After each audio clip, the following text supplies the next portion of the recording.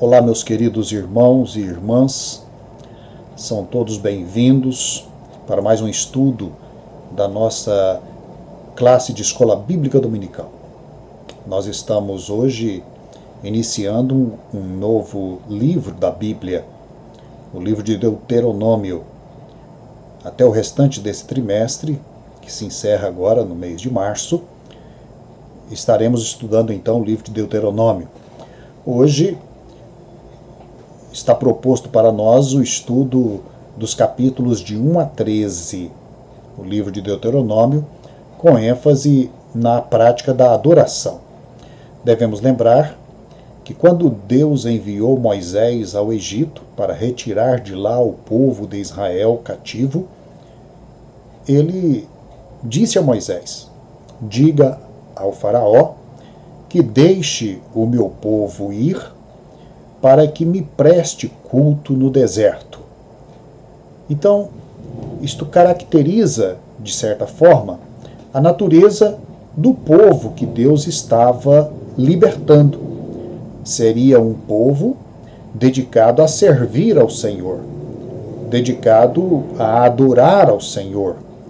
Seria uma nova nação, uma nação especial, uma nação de propriedade exclusiva de Deus, com o objetivo de anunciar o único Deus verdadeiro no meio de uma geração onde só conheciam a idolatria, falsos deuses, deuses de mentira, deuses que de fato não podiam salvar, nem podiam libertar.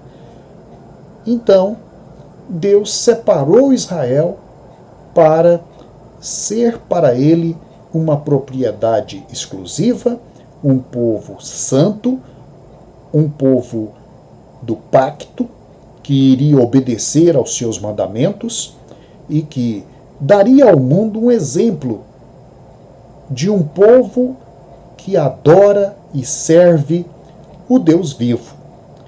Deuteronômio é o livro, então, que nós temos na Bíblia que trata de todo esse período do povo de Israel sob a liderança de Moisés, que teve, então, a intenção de deixar um legado para o povo de Israel quando o povo estava já às portas da terra de Canaã.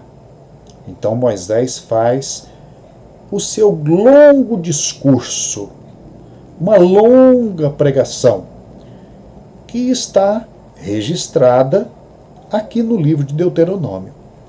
E Moisés vai relembrar com o povo as experiências que tiveram desde a saída do Egito, e tudo quanto Deus fez e Deus preparou para aquele povo, e também para que aquele povo não se esquecesse jamais de quem o libertara e para que fora libertado. Então vamos ao livro de Deuteronômio. Quero convidar os queridos irmãos e irmãs para dar atenção ao capítulo 4, versículos de 32 a 40, que apresenta um resumo daquilo que nós queremos dizer nesta lição da Escola Bíblica Dominical. O texto diz assim: agora, pois, pergunta aos tempos passados que te precederam, desde o dia em que Deus criou o homem sobre a terra, desde uma extremidade do céu até a outra, se sucedeu jamais coisa tamanha como esta, ou se ouviu coisa como esta, ou se algum povo ouviu falar a voz de algum Deus no meio do fogo, como tu a ouviste, ficando vivo, ou se um Deus intentou ir tomar para si um povo do meio de outro povo, com provas, e com sinais, e com milagres, e com peleja, e com mão poderosa, e com braço estendido, e com grandes espantos, segundo tudo quanto o Senhor vosso Deus vos fez no Egito, aos vossos olhos.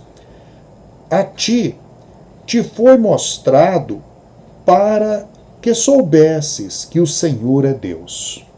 Nenhum outro há senão Ele. Dos céus te fez ouvir a sua voz, para te ensinar, e sobre a terra te mostrou o seu grande fogo, e do meio do fogo ouvistes as suas palavras. Porquanto amou teus pais, e escolheu a sua descendência depois deles, e te tirou do Egito, ele mesmo presente, e com a sua grande força, para lançar de diante de ti nações maiores e mais poderosas que tu, para te introduzir na sua terra e te dar por herança, como hoje se vê.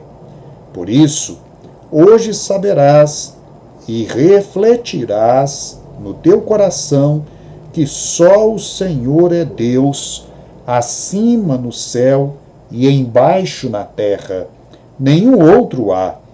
Guarda, pois, os seus estatutos e os seus mandamentos, que hoje te ordeno, para que te vá bem a ti e a teus filhos depois de ti, e para que prolongues os dias na terra que o Senhor teu Deus te dá para todo sempre. Amém. Que passagem maravilhosa. Então, vamos lembrar aqui onde Moisés pronunciou estas palavras. O livro de Deuteronômio todo é a voz de Moisés falando ao povo de Israel. E eles estavam agora no final do período de 40 anos no deserto. Diz o texto que eles se encontravam nas campinas de Moabe, antes de atravessar o Jordão. Moisés não iria atravessar com eles. E Moisés mesmo explica para eles por que não iria com eles. É que Deus disse a ele: você não entrará na terra de Canaã. E Moisés até que insistiu com Deus. E Deus disse: não me fale mais deste modo. Eu já decidi. Você não vai entrar na terra de Canaã, mas Josué irá conduzir o povo para a conquista da terra de Canaã. Eu vou te levar até o alto do monte, e você vai contemplar toda a extensão da terra de Canaã, e ali você vai terminar o seu ministério, a sua jornada. Ali você vai terminar os seus dias.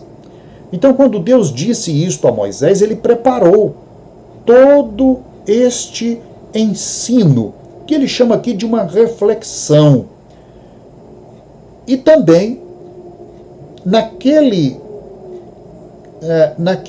momento da história de Israel, quando já tinham atravessado o deserto, e quando toda aquela geração que saiu do Egito e no início em Cades Barneia recusou entrar na terra de Canaã, e Deus então determinou que todos aqueles que foram rebeldes iriam perecer no deserto e que os filhos iriam herdar a terra. Então, neste momento, Moisés faz uma renovação da aliança com todo Israel. Havia feito uma aliança com Israel no Monte Sinai. Foi quando Deus falou com eles naquela teofania do fogo, naquela teofania onde ele falou com Moisés e onde o monte ardia e o povo não podia se aproximar por conta da santidade que estava cobrindo aquele monte. Então, o povo pediu que Moisés fosse o intermediário entre eles e Deus. E foi assim que foi feito. Então, lá no Sinai, Deus fez o pacto com o povo, Deus deu a lei ao povo, e então Moisés seguiu com o povo 40 anos no deserto. Agora estavam diante da entrada para a terra de Canaã. E Moisés, então, ele faz a renovação da aliança. E esta renovação da aliança, ela se dá, então, com esta nova geração, que são os filhos daqueles que tinham perecido no deserto. Aquela nova geração era a herdeira dos pais. Aquela nova geração, ela não tinha assistido à grande manifestação de Deus no Sinai. Mas Deus sempre considerou Israel como sendo um único povo. E então, Moisés reúne todo o povo e passa a ensinar o povo todos os detalhes da lei e relembrar então aos ouvidos dos filhos, dos netos, todos os grandes feitos de Deus ao longo do período de 40 anos e de como Deus preservou Israel por amor aos pais, aos quais Deus tinha feito a promessa de lhes conceder a terra de Canaã. Ora, este momento, que era um momento de despedida para Moisés, ao mesmo tempo em que Moisés então promovia esta renovação da aliança, aquele momento se transformou então numa longa exortação que nós podemos então, digamos, chamar de legado de Moisés. O seu legado ao povo de Israel. Povo que ele amou tanto, defendeu com a sua própria vida, povo que ele conduziu por 40 anos no deserto, povo que ele carregou, suportou as afrontas, intermediou as rebeldias, povo, então, que era dele, era o seu povo. E agora, ele quer que a aliança perpetue. E ele deixa, então, este legado que é o Deuteronômio. Deuteronômio, que significa a lei repetida. O pacto, digamos, o pacto reafirmado com aquela nova geração. Podemos então pensar que estamos aqui no meio de uma celebração, no meio de um encontro de Israel com Deus, e que isto pode ser entendido como um momento de adoração. Como a lição chama a prática da adoração. Vamos preservar esse tema da lição como prática da adoração, mas vamos fazer um desdobramento dele de modo próprio aqui nestes capítulos de 1 a 13 de Deuteronômio. Primeiramente, lembrando que a prática da adoração, ela é um ato de reflexão sobre tudo que Deus fez. A experiência dos pais com Deus na saída do Egito, chamado Êxodo. Os 40 anos que se seguiram de caminhadas, de experiências, de lutas, digamos, até mesmo de obediência e desobediência, mas de grandes desafios no deserto, entre o Egito e aquele lugar onde eles se encontravam agora, em Moabe. Moisés trata Israel como uma unidade. É assim que Deus sempre tratou também Israel. É uma unidade que se sustenta pela promessa que Deus fez aos descendentes de Abraão e que faz com que todas as gerações sejam uma só diante de Deus. Ou seja, a geração passada com a geração presente e a geração futura. Cada geração carrega a memória de todas as gerações anteriores. De modo que a adoração no coração de Israel é uma adoração que traz consigo o passado do seu povo, o passado das grandes obras que Deus fez, o passado que é então trazido como sendo uma herança e também a geração atual assumindo as responsabilidades que pesavam sobre a geração passada. Ou seja, as culpas pelo pecado, pelas desobediências, pelas idolatrias, a geração presente assumia. E é interessante observarmos isto, porque é isto que, na verdade, significa a unidade do povo. É que Daniel, quando estava no cativeiro babilônico, ele ora a Deus e ele então se coloca diante de Deus como um representante de toda a sua nação, rogando a Deus o perdão pelos pecados que a nação houvera cometido no passado. E por conta destes pecados, da idolatria, da rebeldia, é que eles tinham então agora sido levados para o cativeiro. Outro exemplo é de Neemias, que também, quando traz os cativos, já agora na época dos persas, para reconstruir Jerusalém, para reedificar os muros, para reedificar o templo, ele vai se colocar com toda aquela geração diante de Deus, confessando os pecados históricos que Israel havia praticado, que os pais haviam praticado, e que por conta do pecado eles então tinham padecido todo aquele cativeiro, e que só então, naquele período de Neemias, Esdras, Neemias, Zorobabel, é que podiam voltar para reedificar a cidade de Jerusalém. Então, esta unidade, ela é muito importante para a permanência do povo de Deus no pacto.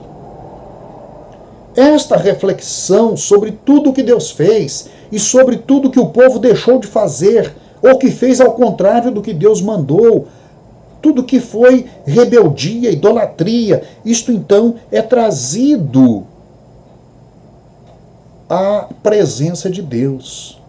Ou seja, as gerações de Israel jamais se interpretaram como sendo gerações independentes. Não. O povo de Deus, ele entendeu, ele refletiu sobre tudo que Deus fez e entendeu que eles eram uma continuidade. Uma continuidade. Assim como o Antigo Testamento, em relação ao Novo Testamento, é uma continuidade. A igreja, como bem expressa o apóstolo Paulo, é uma continuidade de Israel, é o novo Israel. Então nós somos o povo de Deus. Por isso, quando nós lemos o Antigo Testamento, ou quando lemos agora então Deuteronômio, nós vamos dizer que nós nos apropriamos de toda esta herança e nos tornamos corresponsáveis diante de Deus pela adoração verdadeira, para que sejamos fiéis também na obediência, para que a nossa vida, ela seja para a glória de Deus. Muito bem. Então esta prática da oração, ela envolve a reflexão. Envolve também obediência aos mandamentos. Não há adoração desvinculada de obediência. A verdadeira adoração é aquela que oferece a Deus o culto espiritual e o culto com todo o seu ser, todas as suas dimensões, toda a sua capacidade. A adoração é por inteiro. A adoração envolve a obediência aos mandamentos. Então, no capítulo 5, nós temos o momento quando Moisés ele vai levar o povo de Israel a pensar naquilo que Deus lhe deu lá no Monte Sinai, chamado as Tábuas da Aliança. E nessas Tábuas da Aliança, Deus tinha escrito com a sua própria mão os 10 mandamentos, que depois Moisés, ao ver o destempero do povo e o pecado da idolatria, quando desceu então do Sinai, ele quebra aquelas tábuas da lei diante do povo. Então começa tudo de novo, Deus o chama de volta.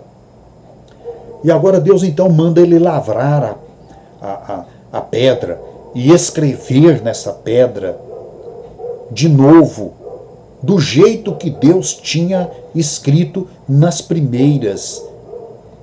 E Moisés então faz isto. Ele escreve de novo em pedras os 10 mandamentos. E ele traz isto do alto do Monte Sinai para o povo. Então, com isto, permanece a aliança, permanece a lei do Senhor, que o Senhor deu ao povo de Israel.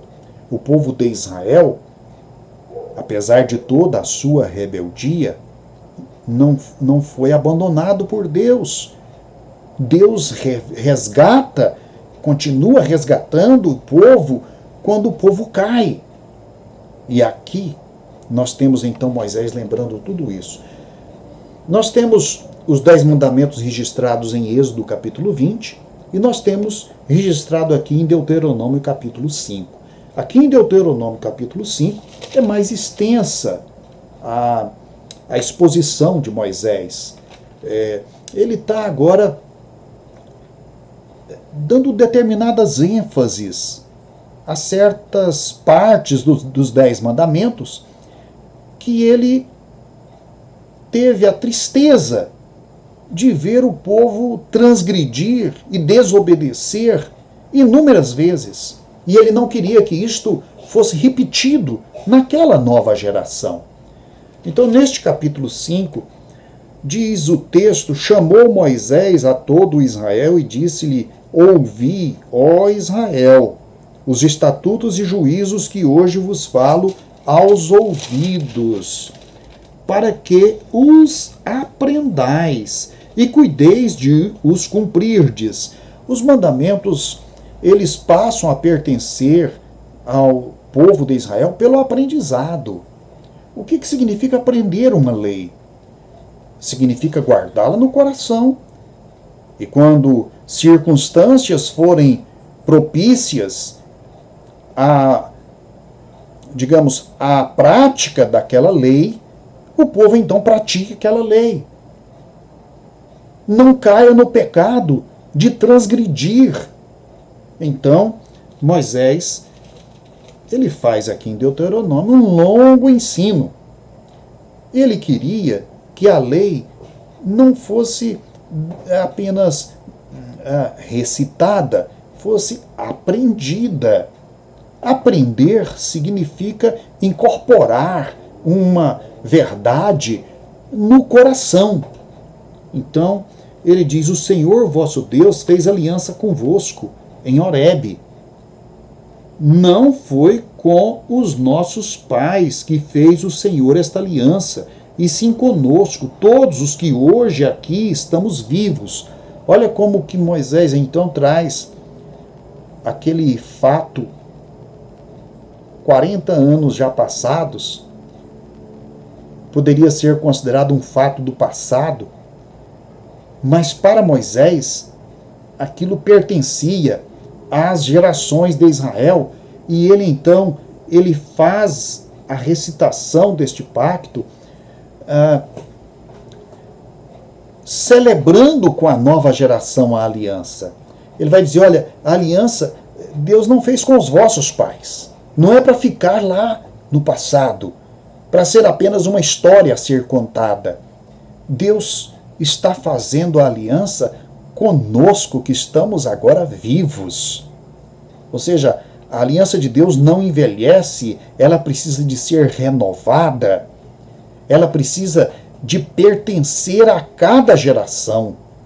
Cada pessoa deve entrar neste pacto com o Senhor e fazer parte desta aliança e, digamos, se apropriar deste aprendizado. Então, Moisés continua dizendo que face a face falou o Senhor conosco no monte, no meio do fogo. Quando ele fala, falou o Senhor conosco, e ele está se dirigindo então àquela geração que está ali em Moabe, já próxima de entrar na terra de Canaã, ele é como se ele estivesse dizendo, vocês que são os filhos, estavam em germen, em semente, lá no Horebe conosco. Vocês estão 40 anos depois, mas na vontade, nos planos de Deus, todas as gerações futuras já estavam presentes naquela geração original, que foi a geração que recebeu a aliança do Senhor no Monte Horebe. É maravilhoso isso, porque o plano de Deus é um plano que ele reúne todas as pessoas e todas as gerações já no coração dele, quando ele propõe a aliança. Ele propõe uma aliança que celebra com os pais no passado, mas com vitalidade, com força e poder para ser efetiva, viva, para todas as gerações futuras. Então aqui Moisés continua dizendo, nesse tempo eu estava em pé entre o Senhor e vós, para vos notificar a palavra do Senhor, porque temestes o fogo e não subistes ao monte. Então, ele, Moisés, era o mediador do pacto entre Deus e Israel. Moisés era o verdadeiro sacerdote entre Deus e o povo de Israel. Moisés era o porta-voz de Deus. Então aqui ele está dizendo que ele estava mediando a aliança. E ele faz isso de novo agora, com a nova geração, na campina de Moabe, antes deles entrarem na terra de Canaã. Então segue-se os 10 mandamentos. Os 10 mandamentos, eles são uma joia da humanidade. Os 10 mandamentos, eles não são importantes só para Israel. Os 10 mandamentos, eles são sal e luz para toda a humanidade. É claro que aqui, toda a lei, todo o Antigo Testamento, está voltada, a lei está voltada, e o Antigo Testamento voltado para o povo de Israel, que é o povo eleito. Diz respeito ao povo eleito. Ninguém mais tem obrigação para com a aliança, além do povo eleito.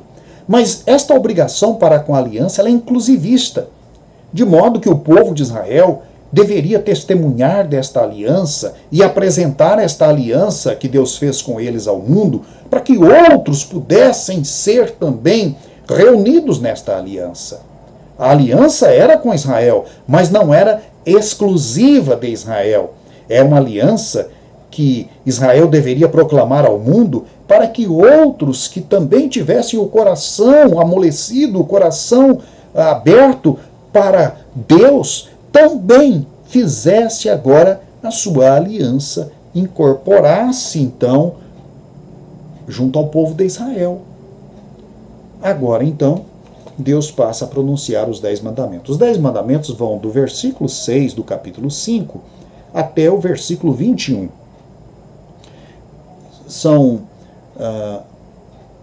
Os mandamentos não estão declarados em sequência, eles vão sendo declarados de 1 a 10, mas há mandamentos que Moisés discorre mais sobre eles do que outros. Por exemplo, o penúltimo mandamento, como também os intermediários, são frases curtas. Não matarás, não adulterarás, não furtarás, não mentirás em juízo, não cobiçarás. Mas quando Moisés fala dos outros mandamentos anteriores, ele vai dando explicações. Por exemplo, o primeiro mandamento é o mandamento que diz: eu sou o Senhor, não terás outros deuses diante de mim. Não terás outros deuses. Moisés vai explicar isto.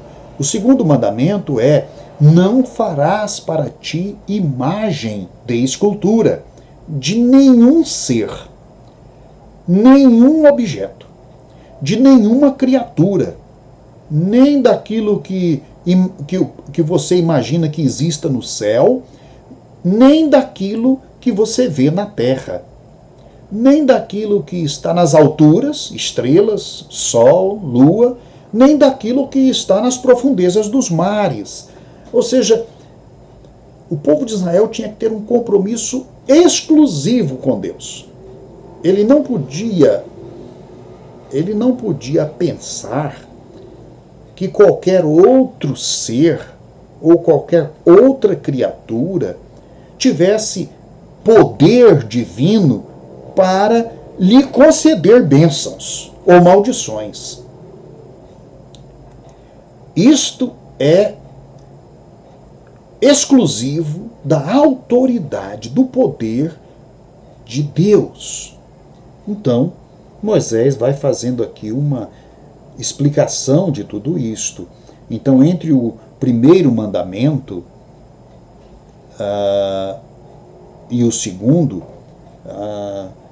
ele vai explicar: não farás para ti imagem de escultura, nem semelhança alguma do que há em cima no céu, nem embaixo na terra, nem nas águas debaixo da terra, não as adorarás, nem lhe darás culto. É como se ele tivesse desdobrando o mandamento e criando submandamentos para explicar o que é, afinal, não fazer imagem de escultura. Ora, a terra de Canaã, o Egito de onde saíram, e a terra de Canaã para onde iriam, era terra povoada de ídolos, de deuses. Cada aldeia, tribo ou reino tinha o seu Deus, a quem prestava culto. Então, com Israel não devia ser assim. Só um é digno de culto: Deus. Mas nenhum outro ser. Então, o terceiro mandamento, ele vai dizer: não tomarás o nome do Senhor teu Deus em vão. É a proteção da honra de Deus.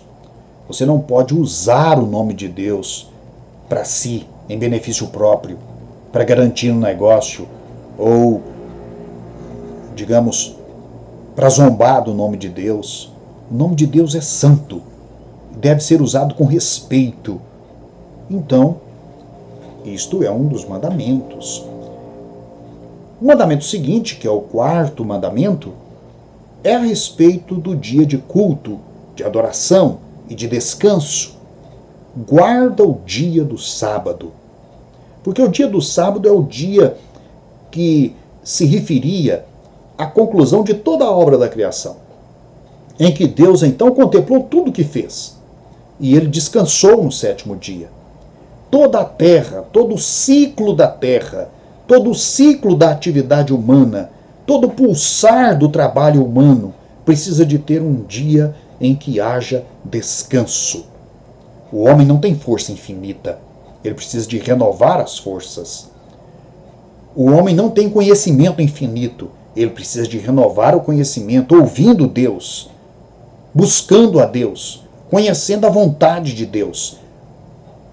O dia do sábado, ou o sétimo dia, é o dia que Deus então estabeleceu para que o homem pudesse saber disto. Depois o quinto mandamento: honra teu pai e tua mãe. Então Moisés vai fazer um comentário sobre isso também. Depois os mandamentos curtos, que são o sexto mandamento: não matarás. Sétimo mandamento: não adulterarás. Oitavo mandamento: não furtarás ou roubarás.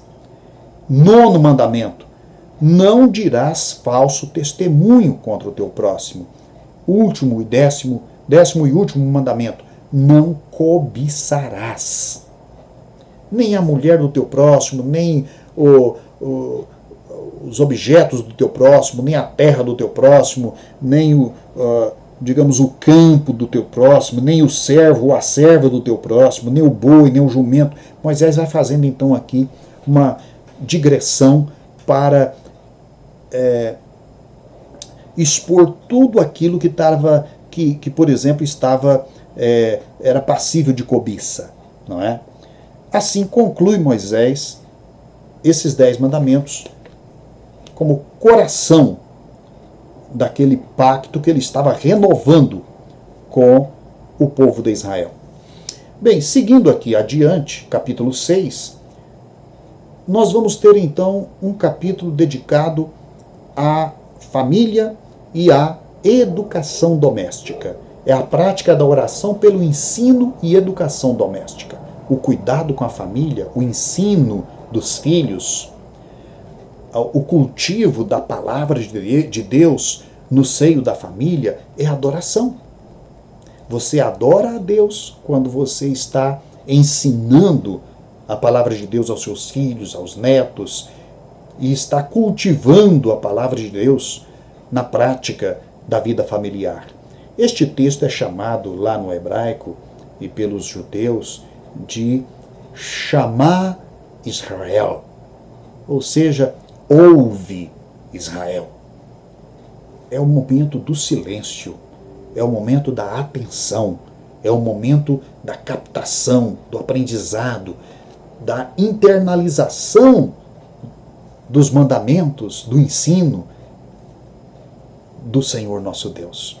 E então, o verso 3 do capítulo 6 diz: ouve, pois, ó Israel, e atenta em os cumprires, para que bem te suceda, e muito te multipliques na terra que mana leite e mel, como te disse o Senhor, Deus dos teus pais.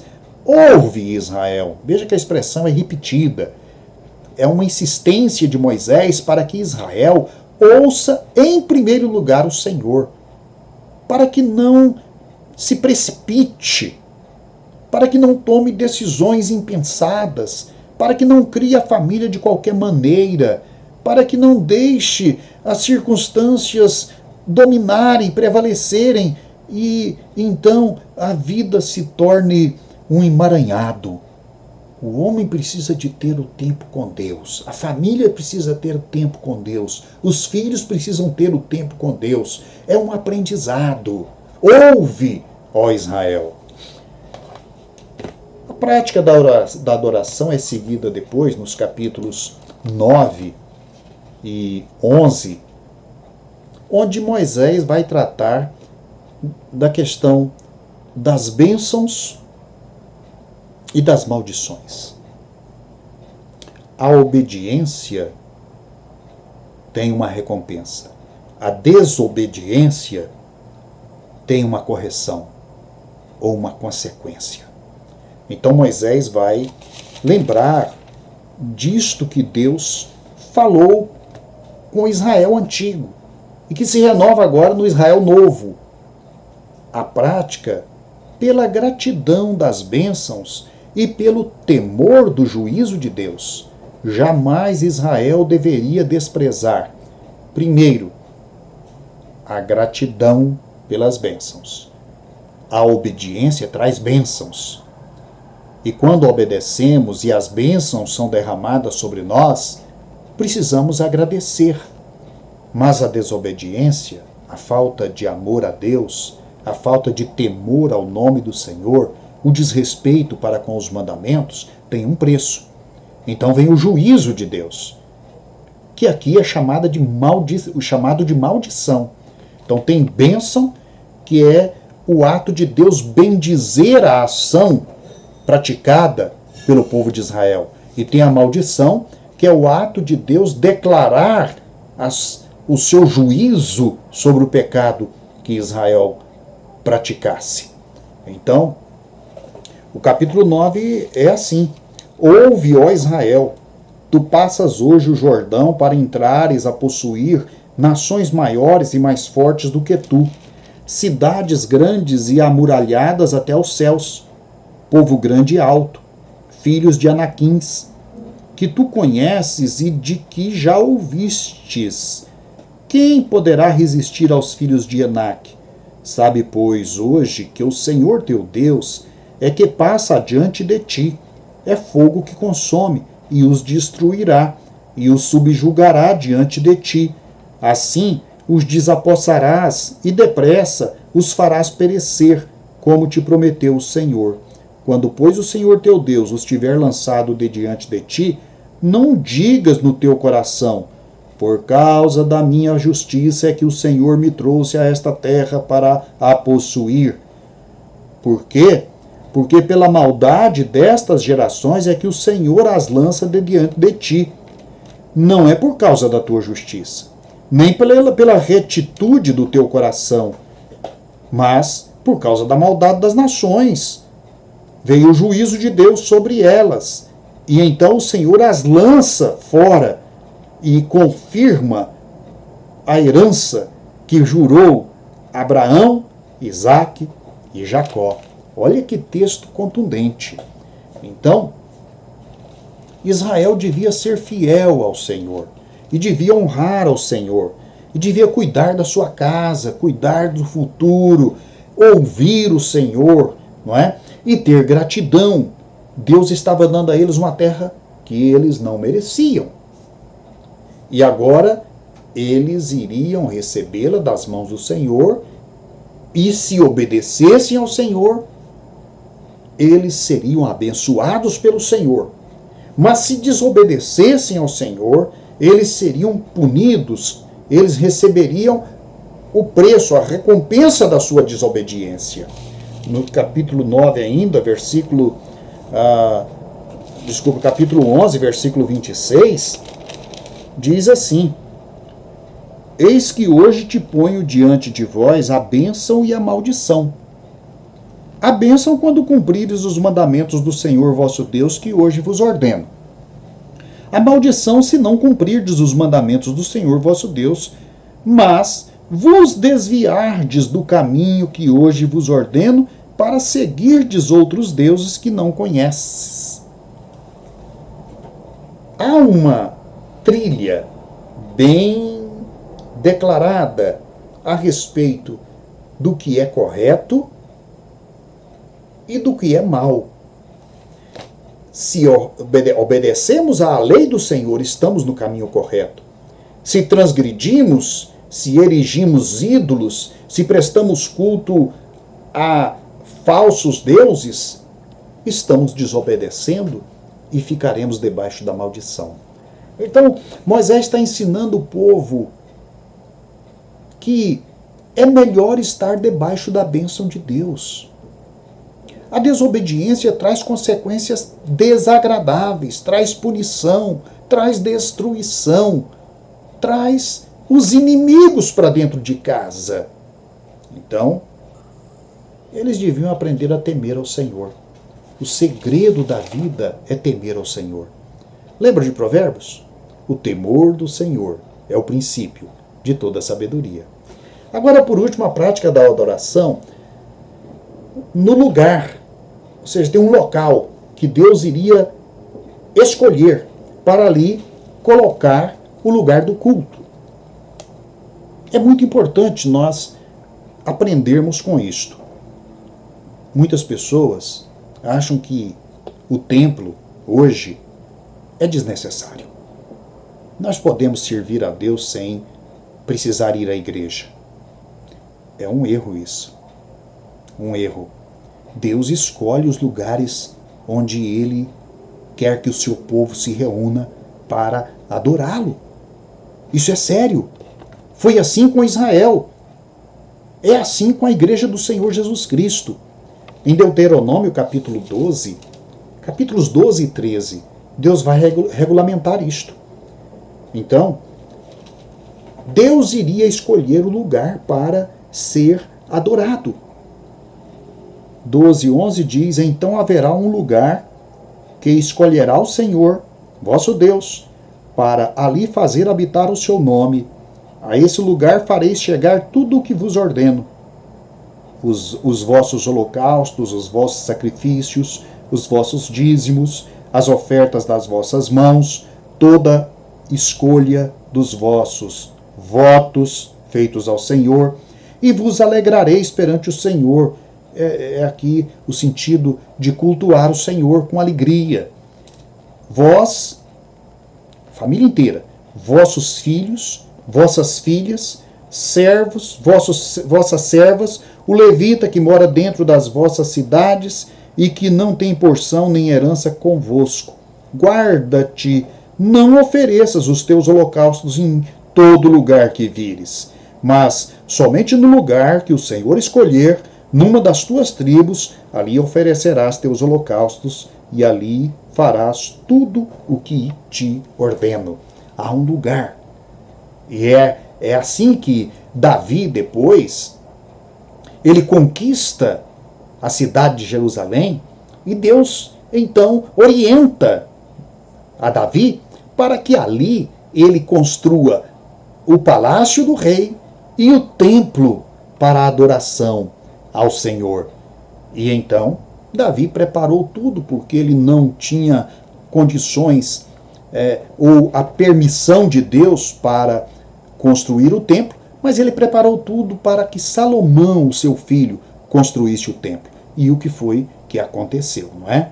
Então, quando estamos no templo, nós estamos como povo de Deus, reunido na presença de Deus, em grande alegria, para entregarmos ao Senhor a nossa consagração, para renovarmos com o Senhor os nossos compromissos, para nos alegrarmos diante do Senhor.